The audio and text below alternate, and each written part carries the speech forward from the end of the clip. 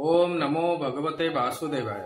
नमस्कार दर्शक बंधु, मु आपण मानंकु मोर यूट्यूब चैनल आस्ट्रोधर्म प्रकाश को स्वागत करुछि। सुख, समृद्धि, धनधान्य, सौभाग्य, पारिवारिक शांति, उन्नति, विद्या एवं ज्ञान ए समस्तर यदि अन्य नाम किछि अछि ताहा हेउसंती देवगुरु बृहस्पति। देवगुरु बृहस्पति अतिचारी अवस्था मिथुन राशि को चलन करिवे। एही अवस्था वर्षे 2 वर्ष नुहे बरं 8 वर्ष पर्यंत रहिबो। 2025 मे रु 2032 पर्यंत देवगुरु बृहस्पति अतिचारी अवस्था रे रहिबे।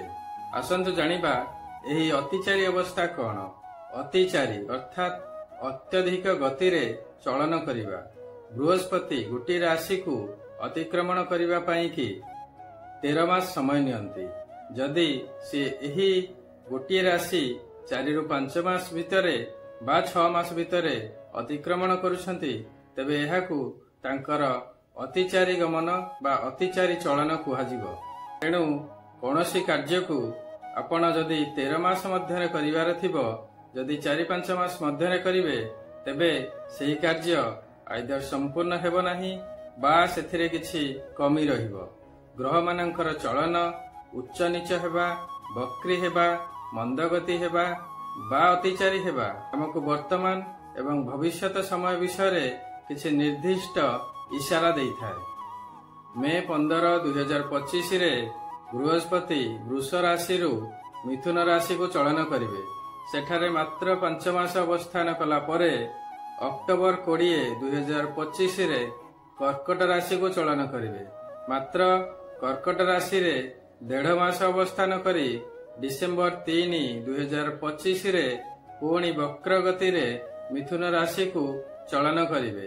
वर्तमान किंतु मिथुन राशि रे से 6 मास पर्यंत अवस्थान करिवे। जून 2026 रु अक्टोबर 2026 पर्यंत बृहस्पति कर्कट राशि रे अवस्थान कला परे शेषरे सिंह राशि को चलन करिवे। बृहस्पतिंकर एही अतिचारी अवस्था वर्षे बा 2 वर्ष नुहे पूरा 8 वर्ष पर्यंत अर्थात 2032 मसीहा पर्यंत चालू रहिबो। बृहस्पतिंकर एही अतिचारी अवस्था आमको एक बहुत बड़ परिवर्तन इशारा दिए। कुहा जाय सर्वप्रथमे महाभारत समय रे देवगुरु बृहस्पति 7 वर्ष पर्यंत अतिचारी अवस्था रे थिले। इतिहास कुए सेकेंड वर्ल्ड वार समय रे बा द्वितीय विश्व युद्ध समय रे मध्य बृहस्पति अतिचारी अवस्था रे थिले। 1947 मसीह मध्य बृहस्पति अतिचारी अवस्था रे थिले, जो समय रे भारत एवं पाकिस्तान रो पार्टीशन होइथिला। पुनर्बार 2019 एवं 2020 रे मध्य बृहस्पति अतिचारी थिले। एही समय रे से 3 थर करी 6 थर राशि परिवर्तन करिथिले। एही समय रे कोविड-19 महामारी सारा विश्वर मेरुदंड को हलाई देइथिला।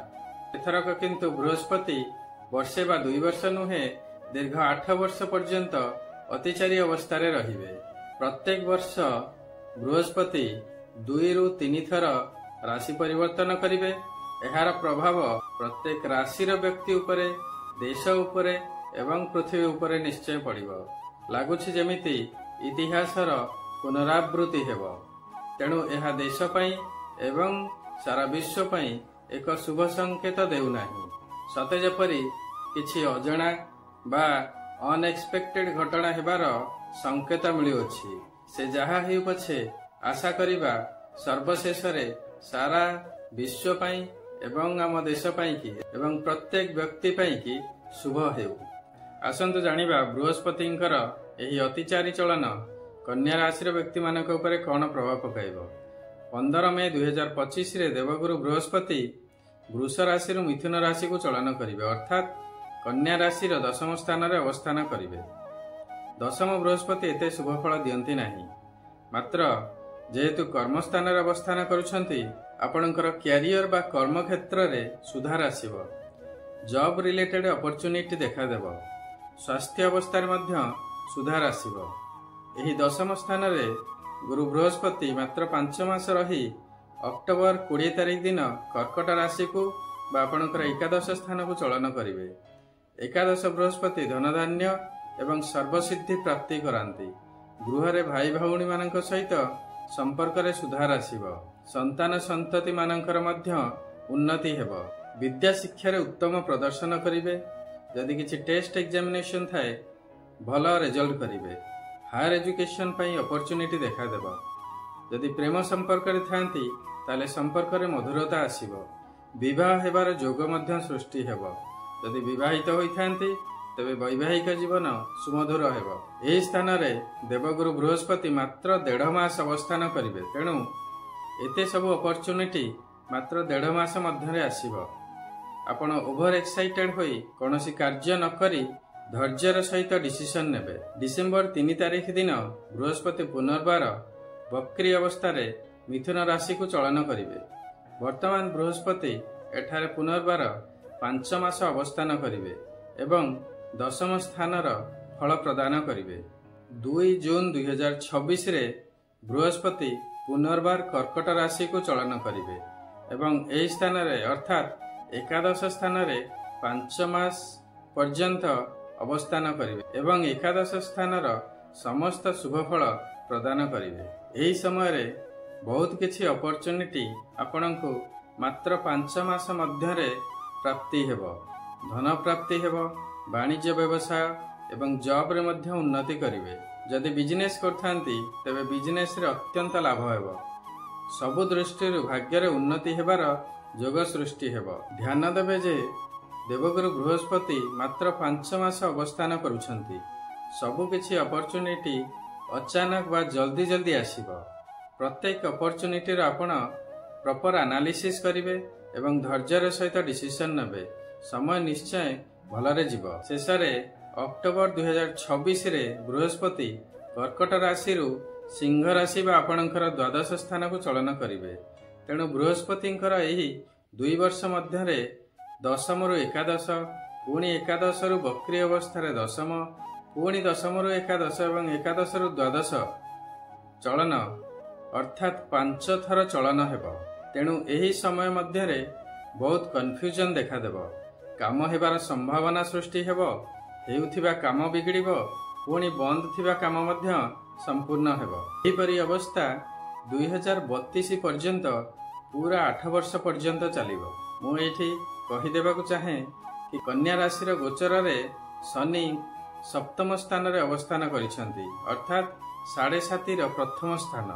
साधारणतः एही समय रे कार्य विलंब हुए, व्यवसाय रे क्षति हुए, देह मध्य भल रुहे नाही एवं व्यक्ति विशेष साधारणतः मानसिक चिंतार रुहंती।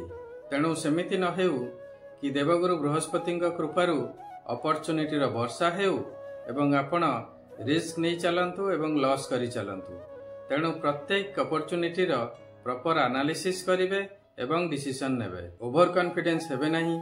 जेतिकी संभव सेतिकी करिवे एवं सेही कार्य को सफलता पूर्वक संपूर्ण करिया को चेष्टा करिवे। प्रार्थना करिबी देवगुरु बृहस्पति एवं ग्रहराज शनिदेव कृपारू आपणकर एही समय अत्यंत शुभमय हेबो। आसंतु जानिबा शनिंकर 7.5 प्रभाव कम करिबा पई एवं देवगुरु बृहस्पतिंकर आशीर्वाद प्राप्ति पई आमे कोन प्रतिकार करिया उचित। शनिदेवंकर कृपा प्राप्ति पई प्रत्येक दिन गोटिए माला ओम सम शनिश्चराय नाम जप करंतु। प्रत्येक शनिवार शनि मंदिर जांतु एवं शनिदेवंकर पूजा अर्चना करंतु। राशि तेल रे दीपटिए दान करंतु। प्रत्येक दिन काऊ एवं बुला कुकुर को खाइबा को दियंतु। गरीब श्रमजीवी मानकु खाद्य एवं कला वस्त्र दान करंतु। समय शुभ निश्चय हेबो। देवगुरु बृहस्पति हेउछंती गुरुंकर प्रतीक। तेणु आपण जदि गुरु दीक्षा नहीं थिबे तेबे प्रत्येक दिन गुरु मंत्र जप करंतु। नचेत गुरु बृहस्पतिंकर बीज मंत्र ओम ग्रां ग्रीं ग्रौं सह गुरवे नमः प्रत्येक दिन जप करंतु। आपणकर इष्ट देवता कृष्ण हुंतु, राम, जगन्नाथ, महादेव, गणेश बा हनुमान तांकर प्रत्येक दिन श्रद्धा पूर्वक पूजा करंतु। निजर कुल पुरोहित एवं ब्राह्मण सहित संपर्क भल रखंतु। पितामाता गुरुजनंकर सेवा करंतु। समय निश्चय भलरे जीव।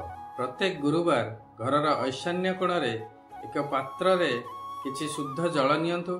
सेथिरे गंगा जल टिके पकांतु ଏବଂ ଟିକେ ହଳଦୀ ପକାନ୍ତୁ ଏବଂ ତା ପାଖରେ ଗୋଟିଏ ଗୁଆ ଘିଅର ଦୀପଟିଏ ଜଳାଇ ଦିଅନ୍ତୁ। ଦେବଗୁରୁ ବୃହସ୍ପତିଙ୍କର ଆଶୀର୍ବାଦ ଆପଣଙ୍କୁ ନିଶ୍ଚୟ ପ୍ରାପ୍ତି ହେବ। ଆଶା କରୁଛି ଏହି ଭିଡ଼ିଓଟି ଆପଣଙ୍କ ପାଇଁ ଇନଫର୍ମେଟିଭ୍ ହୋଇଥିବ। ଯଦି ଭଲ ଲାଗିଛି ତେବେ ଲାଇକ୍ ନିଶ୍ଚୟ କରିବେ, ସେୟାର ମଧ୍ୟ କରିବେ। ମୋ ଚ୍ୟାନେଲକୁ ବର୍ତ୍ତମାନ ପର୍ଯ୍ୟନ୍ତ ଯଦି ସବସ୍କ୍ରାଇବ୍ କରିନାହାନ୍ତି ତେବେ ସବସ୍କ୍ରାଇବ୍ ନିଶ୍ଚୟ କରିବେ।